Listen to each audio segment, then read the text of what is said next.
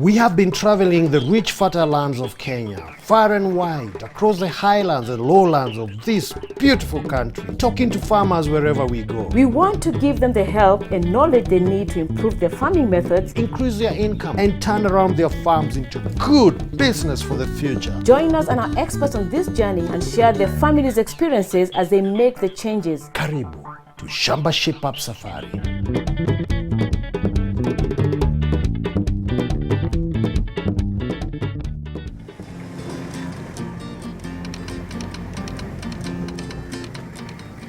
Welcome to Shamba Shape Up. We are in Runyenjes in Embu County. We heard of a farmer who is having a problem with his mangoes. So let's go.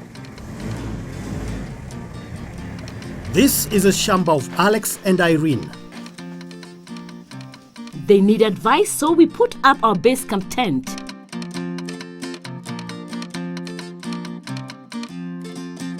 Tell us, Irene, how long have you lived here? I've lived here for 30 years. Oh, 30 years? Yeah. And how many children do you have? We have 4 children. Now, do they live here? They don't live here. They are working outside. Aha. Yeah. And how long have you been married? We have been married for 38 years. Oh, 38 years. Wow. Yeah. Wonderful, Yeah. wonderful. Now, Alex, how long have you been farming? We've been farming here for the last 30 years. What are your main problems in your Shamba right now? The problem right now is a problem with the mangoes. The production is poor. Poor production of mangoes. And Irene, what can we do for you? I've been longing to have chicken, and I would like to have chicken business. Why do you want a chicken business? Because I want to have some money, and I want my family to be eating eggs and meat. Wow, you love eggs and meat? Yes. As well as mangoes and chickens, the Shamba also has cows, bananas, and a goat. Irene has local chickens that give a low income. She wants to keep broiler chickens to sell to the local hotels. So we invited Patrick Karoki from Kenchik to come and give us a hand. Well, there are a few things that we need to look at. There are local chickens inside here. Yes. And we can't mix broilers together with local chicken. Why can't we do that? Because of disease problem. And the other thing, this structure is not the right one, because it doesn't have enough ventilation. We also need to look at the site where we are going to do our structure because of control of disease. So we need to build a new chicken shed for the Kenchik broilers. So location is very important. Location is paramount here. We identify a good place to build, and Caris and the team get to work. We need to find a new place away from the house to build it. The building must be in an area away from where people are and other animals to stop diseases. Now, Patrick, the team has started constructing the broiler shed. Now tell me, is the shape important?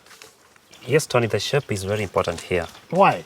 The house has to be rectangular in shape for us to have a good circulation of fresh air in the shed. Because ventilation is critical, and the design has to have an east-west orientation for us not to have direct solar in the chicken house. The other important thing, we need to look at space. One broiler bird requires 1 square foot. Why that is spacing? The spacing is important because we need to have the birds to have a comfortable environment. Okay. For us, even human beings, we don't want to be squeezed. So if you have so much birds squeezed together, they'll have stress. You also have problems with uniformity. So the overall performance of the bird will not be good. So the 3 basic important things was the shape, the ventilation, and the spacing. The structure should be rectangular in shape. It should be built east to west orientation to avoid direct sunlight and wind. When planning, allow 1 square foot per bird to avoid suffocation. To house 300 chickens, the shed must measure 30 feet by 10 feet. When building any wooden structures, always use wood preserve. This will protect the wood from termites. I'm in the mango plantation with Alex and Sandy Ekesi, experts from Isipe. Isipe develop ways of pest control with limited use of chemicals, and they're winning the battle against fruit flies.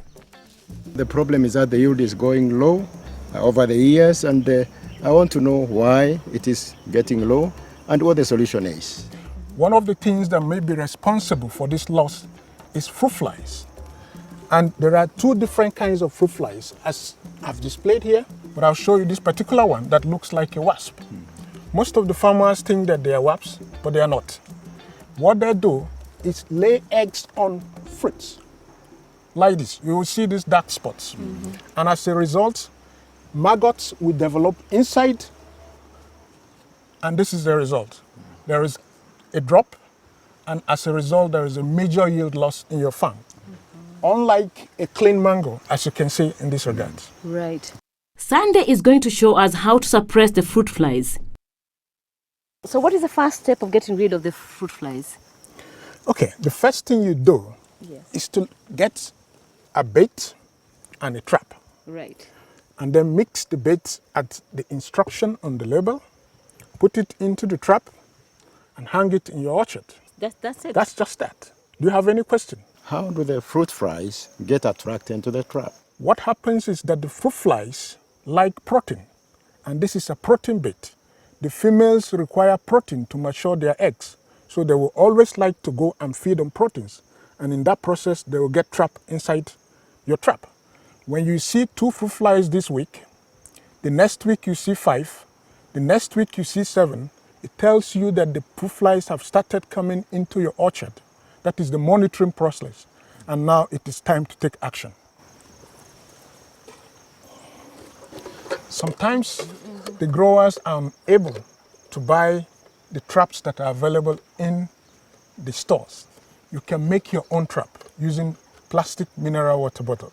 You just make the holes that will allow the flies to get inside, put the bait inside, and hang it, and it will do the same job as the commercially available trap. So, for step 1 of fighting fruit flies, we mix a protein bait called Mazofem with water. Fill the traps and hang the traps in the mango trees. Now, it's on to find out about step 2. What we have here is the same bait that we use for monitoring. But the action you are going to take now is to mix the bait with a killing agent. This is called spinosad. It's also available locally in the market. Right.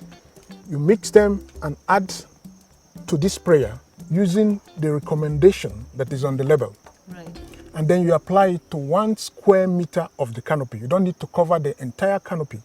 Right. Because it's a bait, the flies are attracted to that portion of the canopy. They ingest the bait, ingest the killing agent, and they will die. Right. And that will solve your problem of fruit flies. Always wear safety clothes when mixing and spraying. Mix 70 milliliters of bait Mazofem with 1 liter of water and add the killing agent at the rate on the label. Always read the instructions. Spray just 1 square meter of canopy that does not have fruits with about 50 milliliters. And repeat on each tree every week. On to step 3. So what are these for? This is another component of the management methods for fruit flies. The earlier one we spoke about females that require protein. This particular attractant pulls the male out of the orchard, and all you need to do is to mix the liquid with the cotton wick, Right. add the same killing agent as we had in the previous one, Right. and put it inside this trap. And you will find that the males are removed from the orchard. The female will have no males to mate with, and the Right. population will crash. Okay. In that combined method of killing both the females and the males, you quickly reduce the population of the fruit flies in your farm. Wow. Always read the instructions on the label. Oh, are these more fruit flies? No, Alex, these are not fruit flies. These are the natural enemies of fruit flies, otherwise called the farmer's friends. These ones laid eggs on the maggots that are found inside the fruits and kill them. And when you complement this with the other management methods, it will again substantially reduce fruit fly burden in your farm. Ah, Sandy, what do you have here? We going camping? No, this is a tent-like structure looks like a tent, but it's a tent for fruit flies. Really? What happens is most of the fallen fruits that are left in the orchard acts as a source of continuous breeding for fruit flies. Right. So it is best to collect all those fallen fruits and dump them inside the structure. Right. The fruit flies that will come out of the fallen fruits will be imprisoned in this structure. But Right. if there are the good guys there, which are the farmer's friend, they will escape through this fine structure Right. that you can see on top of the tent. Alex, what do you do with the mangoes on the ground? I do what most farmers do. I bury them under the ground. That's not the right approach. If you bury them, you also bury the natural enemies or the farmer's friends. So the best thing is to collect them, put them here. When they decompose, you can use the same materials that is there as fertilizers. So it's like a prison. So the bad guys remain here and the good guys out. Absolutely. So Alex puts his fallen bad mangoes in the tent, which will destroy the fruit flies, but the good flies can escape to continue their good work. Don't forget, fruit flies can ruin your mango crop, and with poor mangoes, you'll find it hard to sell them. Using these ISIPE methods, Alex can improve his mango quality and yield, reduce pesticide use and costs, and improve his income. We are learning how to take care of mangoes by destroying the fruit flies. And the construction of the new chicken shed is coming up very well. And there's still more to come, right here on Shamba Shape Up. Welcome back to Shamba Shape Up. We are still here in Runyenjes, Embu County. And we are shaping up the Shamba of Irene and Alex. So let's get on with it. While work continues on the chicken shed, I chat with Alex and Irene. Irene, you told us you've been here for 30 years. Yeah. So how was it 30 years ago? It was very dry and bushy with a few indigenous trees. All the trees you see here we have planted. They have helped us in timber, firewood, and also shade. So Alex, how was farming then 30 years ago compared to now? 30 years ago, I think it was fairly predictable. We knew when the rains would come and the farmers would prepare any time. But these days, it is very unpredictable. Right. And the farmers have to struggle with knowing when they can plant or even do other activities in the farms. Right. It is very uncertain these days. With unpredictable rains, adaptation to climate change has never been more important. A key issue is managing water. At the bottom of the Shamba is a seasonal stream and a well. Caro, I can see you already here, Yes, Tony, I am. looking at this beautiful well. So I see you have a very good well, lots of water. And how do you get your water from the well? Have you used a pump before? We have used a pump before, an electric pump, which breaks down very often, and it's not economical to run. You know, we actually draw water from this well by hand, manually, all the way to the farmhouse and the cows. Now I have a solution for you, which is a pump that you will be guaranteed that it will not break down. You have a 1-year guarantee. It is manually operated.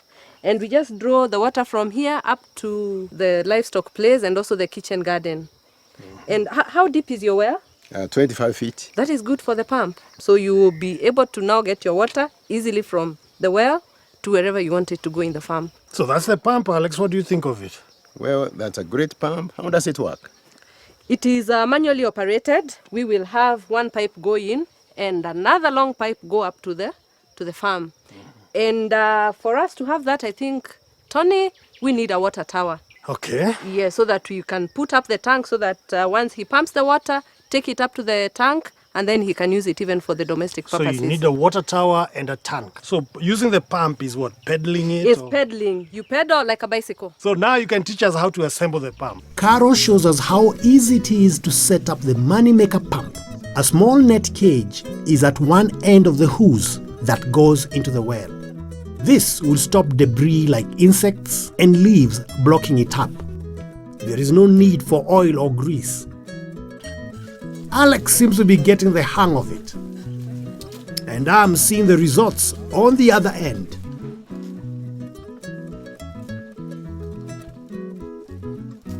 The team is quickly building a tower for the tank. A hose will connect the pump to the tower. Ladies, we've been doing a great job of installing the pump into the well, and now the team is putting up the tower so that we can put the tank in there, and you ladies are going to have some water to irrigate. How does that sound? Great. Good, good. Now we leave you with Carol. She's got some more expert advice to give you, and we'll see you ladies later.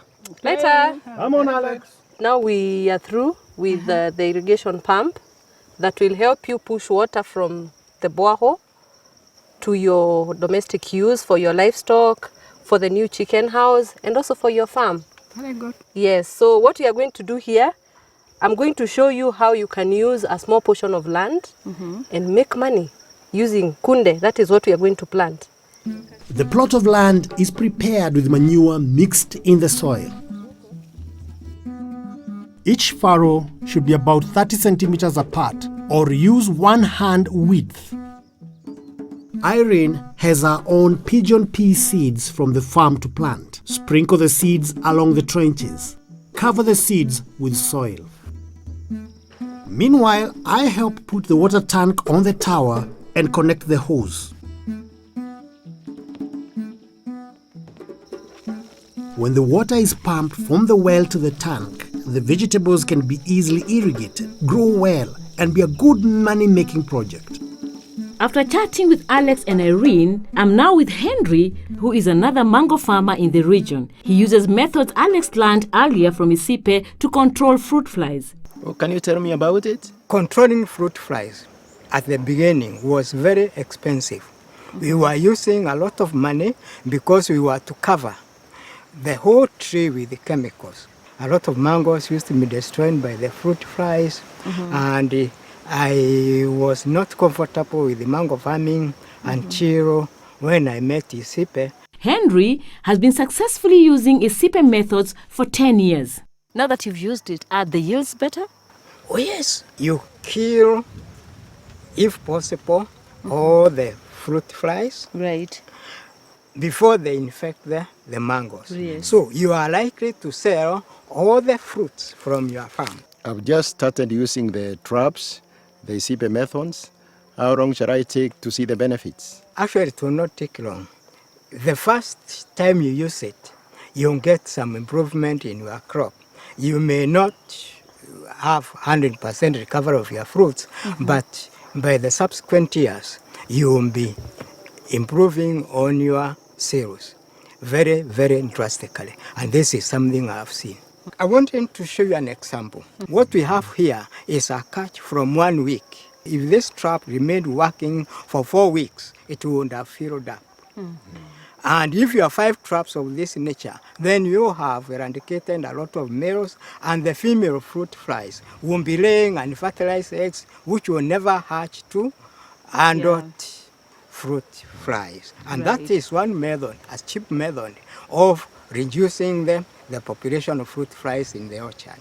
So would you advise all the mango farmers to use this method? In fact, we are trying to encourage all of them, if possible, to use this method because, as you hear, it is cost-effective and it is environment-friendly, and you get a lot of money from your sales.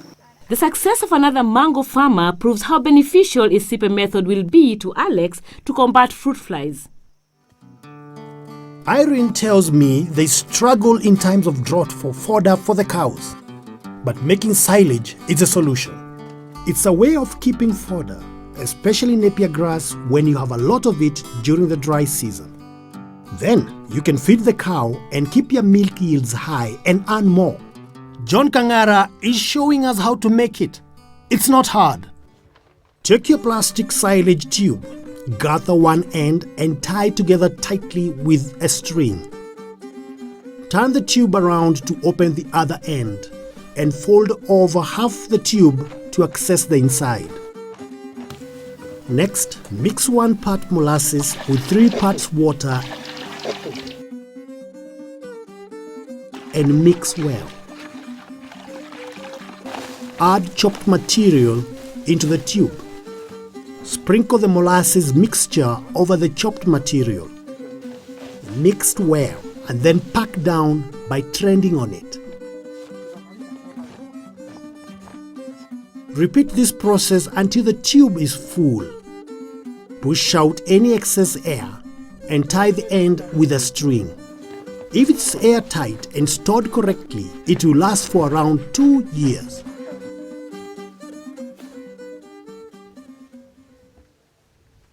Patrick from Kenchik is back to inspect the new chicken shed. The specifications are correct, 1 square foot per chicken, so they have enough space. The long sides should be about 3 feet of solid walls and then 5 feet of wire mesh to give good ventilation. Sack curtains are on the outside for protection against the wind. So Patrick, we've built the chicken house to your specification and we've worked very, very hard. Are we ready for the chicks now? Well, we still have a few things to go. We have to disinfect the house. We have to put the footpath so that when the chicks come, the house is clean. Wow, that seems to be a lot of work. There's still loads to be done. I think we better start on it right now. First, we must disinfect the inside. And then also the outside. A disinfectant foot bath must be placed at the door to avoid contamination. A jiko is added for warmth, and standard feeding trays and drinkers are put into the brooder. After you have disinfected and prepared the chicken house, you need to wait for 24 hours. This is a time for any cleaning agents to settle and so not to affect the chicks. Wow, this is really nice. Oh, thank you, Naomi. Thank you. I think you've done a great job. Yes, you have. I think I'm now ready for the chicks. Not yet. There's one more expert I'd like you to meet. Okay. Come. Okay. Good. Irene, your chicks have a shed now, but they need to eat so they can grow and become big. Yeah. Right? Yeah. And this, I think, this is what they need, right? Yeah. Oh, yeah. Now this feed, Irene, this Fugo Fast Grow Starter Crumbs is specifically formulated to suit your chicks for the first 3 weeks of life. Okay. They'll require 850 grams of each by the time they are 3 weeks old. So with this, and then you provide plenty of water, then you'll be assured for the first 3 weeks, your chicks will be taken care of. They are very small. Yeah, you see these feeds, they are specifically formulated to suit your chicks at the first 3 weeks of life. Even you see the particle size, they can't choke the chicks when they take them. So they are very good for your chicks. What about when they grow? That's a very good question. When they grow after 3 weeks, now you need to move to Fugo Fast Grow Finisher pellets. Okay. This is another category of feed that are formulated for chicks between 3 weeks and 6 weeks of life. And they require about 2.85 grams of each of these feeds until they mature and ready for slaughter. And remember, at the same time, you also need to provide clean drinking water every time the chicks are feeding on these feeds. A plastic partition curtain is in place. So only a third of the shed is used for the brooder until the chickens are 14 days old. Glucose and vitamins are added to the water. This gives the chicks energy and helps to overcome stress. Drips of liquid paraffin are added to their water to aid the passing of feces. Then, 300 one-day-old Kenchik chicks are brought to their new home. It looks like Irene will now have a successful chicken business. Actually, I'm very excited, very happy. It's like looking after 300 little babies. Alex, you've shaped up your mangoes. So how do you feel? Oh, very happy indeed. It has been wonderful information. And Irene, you are going to be a very successful business lady dealing with chickens. Yeah. How wonderful is that? Oh, wonderful. I'm very happy. It's been another great show right here on Shamba Shape Up.